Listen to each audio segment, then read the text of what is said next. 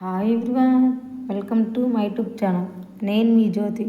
ఈరోజు మన కిచెన్లో వచ్చేసరికి బగారా రైస్ పన్నీర్ కర్రీ అండి. కాంబినేషన్ చాలా బాగుంటుంది. ప్రాసెస్ చూసేద్దారండి. ఒక బౌల్ తీసుకుని 1 కప్పు బాస్మతి రైస్ తీసుకోండి. 1 గ్లాస్ బాస్మతి రైస్ కడిగేసి అలా పక్కన పెట్టేసేయండి. స్టవ్ ఆన్ చేసి గిన్నె పెట్టేసి 1 కప్పు ఆయిల్ వేయండి. ఆయిల్ బాగా హీట్ అయిన తర్వాత బిర్యానీ దినుసులన్నీ వేయండి. బిర్యానీ దినుసులన్నీ కూడా కొంచెం బాగా వేగిన తర్వాత 2-3 పచ్చిమిరకాయలు, 1 కప్పు ఆనియన్స్ వేసి బాగా కలపండి. ఆనియన్స్ కూడా కొంచెం గోల్డ్ కలర్ వచ్చిన తర్వాత 1 టీ స్పూన్ అల్లం పేస్ట్ వేయండి. అల్లం పేస్ట్ కూడా కొంచెం బాగా వేగనివ్వండి. అప్పుడు పచ్చివాసన పోతే టేస్ట్ చాలా బాగుంటుంది. అల్లం పేస్ట్ కొంచెం వేగిన తర్వాత 1 కప్పు టమాటాలు వేసానండి. మీకు నచ్చితే వేసుకోండి, లేదంటే స్కిప్ చేయండి. ఇక టమాటాలు కూడా వేసిన తర్వాత 1 కప్పు పుదీనా వేసానండి. బగారా రైస్కి పుదీనా వేస్తేనే ఫ్లేవర్ చాలా బాగుంటుంది, టేస్ట్ కూడా చాలా బాగుంటుందండి. ఇలాగని చేసి పెడితే పిల్లలు అయితే ఉత్త రైస్ చాలా ఇష్టంగా తింటారండి, టేస్టీగా ఉంటుంది కదా. ఇంకా అవన్నీ వేసిన తర్వాత 1 teaspoon salt, 1 teaspoon పసుపు వేసి బాగా కలిపానండి. మనం ముందే నానబెట్టుకున్నాం కదండి బాస్మతి రైస్, ఇంకా అవన్నీ వేసేయండి. 1 గ్లాస్ బాస్మతి రైస్కి 1.5 గ్లాసున్నర వాటర్ వేసానండి, సరిపోతుంది. లేదంటే 2 వేసుకోండి, 1.5 అయితే సరిపోతుందండి. ఇంకెందుకంటే మనం ముందే నానబెట్టుకున్నాం కదా, కొంచెం నానుతాయి కాబట్టి ఇంకా 1.5 గ్లాసున్నర అయితే సరిపోతాయండి. వాటర్ కూడా వేసిన తర్వాత ఒకసారి అలా గంటతో కలిపేసి ఇంకా మూత పెట్టేసేయండి. ఇంకా మూత పెట్టేసే ముందు 1 టీ స్పూన్ సాల్ట్ వేసి కొంచెం ధనియాల పొడి వేసానండి. ఫ్లేవర్ కూడా చాలా బాగుంటుంది కదా. బిర్యానీ మసాలా వేస్తే కూడా బాగుంటుంది, కావాలంటే వేసుకోండి, లేదంటే స్కిప్ చేయండి. ఇంకా మూత పెట్టేసి 10-15 నిమిషాలు అట్లా మూత పెట్టేసేయండి. ఇంకొకసారి మళ్ళీ చూసుకోండి. చూడండి, ఆల్మోస్ట్ బగారా రైస్ కుక్ అయిపోయింది.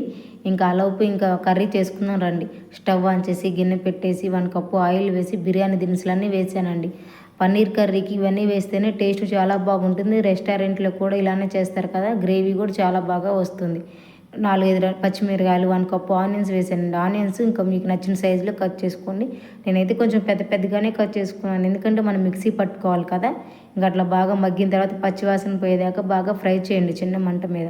ఇంకా కొంచెం 1 కప్పు జీడిపప్పు వేసుకోండి. జీడిపప్పు వేసుకుంటే పన్నీర్ కర్రీకి సూపర్ టేస్ట్ వస్తుందండి అసలు. అవన్నీ వేగిన తర్వాత చల్లారేదాకా పక్కన పెట్టేసేయండి. స్టవ్ ఆన్ చేసి గిన్నె పెట్టేసి 1 కప్పు ఆయిల్ వేసి 1 teaspoon salt, 1 teaspoon పసుపు, 1 టీ స్పూన్ కారం వేసి మనం ముందే పన్నీర్ ముక్కలు కట్ చేసి పెట్టుకున్నానండి నేనైతే.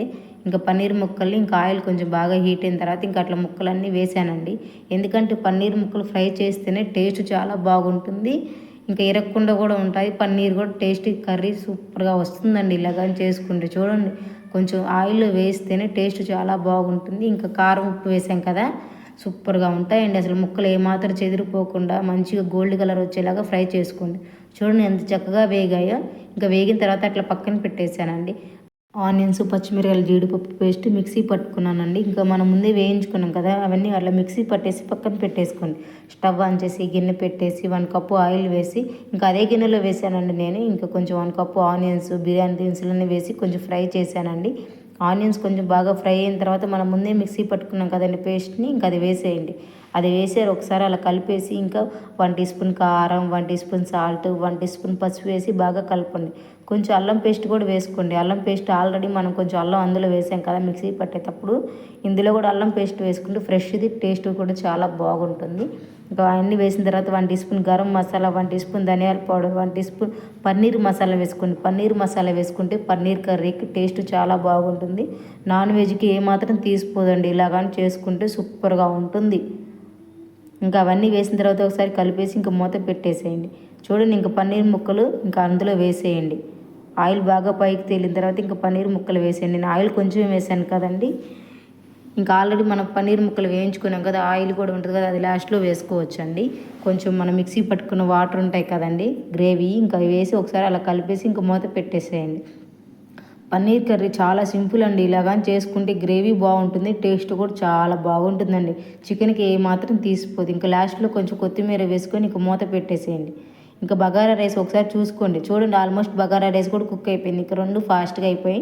ఇంకా కాంబినేషన్ అయితే సూపర్గా ఉంటుందండి ఇలాగని చేసుకుంటే. బగారా రైస్ చూడండి ఏమాత్రం పొడిగా చాలా బాగుంది, ఇరగకుండా. Paneer curry bagara rice combination సూపర్గా ఉంటుందండి. మా వీడియో నచ్చితే లైక్ చేయండి ఫ్రెండ్స్, మా ఛానల్ని సబ్స్క్రైబ్ చేయండి friends. Thank you so much watching my video.